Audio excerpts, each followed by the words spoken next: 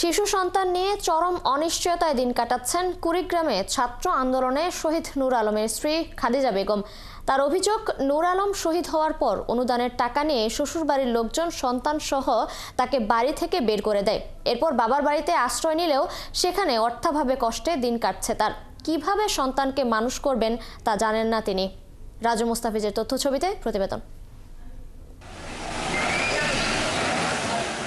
মাত্র 5 মাসেই জীবনের সব স্বপ্ন চুরমার হয়ে গেছে শহীদ নূর আলমের স্ত্রী খাদিজা খাতুনের।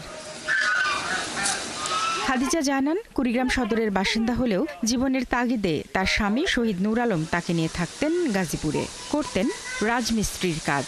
কিন্তু গত 20 জুলাই বৈষম্য বিরোধী ছাত্র আন্দোলনে অংশ নিয়ে মারা যান তিনি। তার মৃত্যুর 2.5 মাস পর খাদিজা জন্ম দেন এক পুত্র সন্তান, কিন্তু জন্মের পর শিশুটির হার্টের সমস্যা দেখা দেয়। এদিকে নূর আলম শহীদ হওয়ার খবরে খাদিজা ও তার পরিবার সরকারি, বেসরকারি ও রাজনৈতিকভাবে কিছু সহায়তা পান। এরপর শ্বশুরবাড়ির লোকজন তাকে সামান্য কিছু টাকা দিয়ে বাড়ি থেকে বের করে দেয়। এরপর বাবার বাড়ি ঠাঁই হলেও শিশু সন্তানকে নিয়ে চরম অর্থ কষ্টে আছেন এই শহীদের স্ত্রী। আমার বাচ্চা তখন 7 মাসই গর্ভ অবস্থায় আমার স্বামী মারা যান।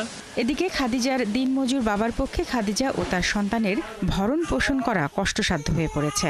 আমার আবেদন প্রতিনিধির কাছে অথবা সরকারের কাছে, আমার আবেদন, আমার এই বাচ্চারা আর আমার মেয়েটা কিভাবে লালিত পালিত হয়ে মানুষ হবে। এলাকাবাসী ও এলাকার জনপ্রতিনিধিরাও জানান, সরকারি ভাতার টাকা নিশ্চিত হলে নিরাপদ হতো খাদিজা ও তার সন্তান। দিন করে দিন খায়, খাদিজার খুব অভাবী লোক, বাচ্চা মানুষ করবে তার মতো শক্তি নাই। ওরা যখন বের করে দিছি তখন নিয়ে আসছি, মেম্বার ছিল, চেয়ারম্যান ছিল, এলাকার শহীদের ছিল, গণ্যমান্য ব্যক্তি বহু ছিল।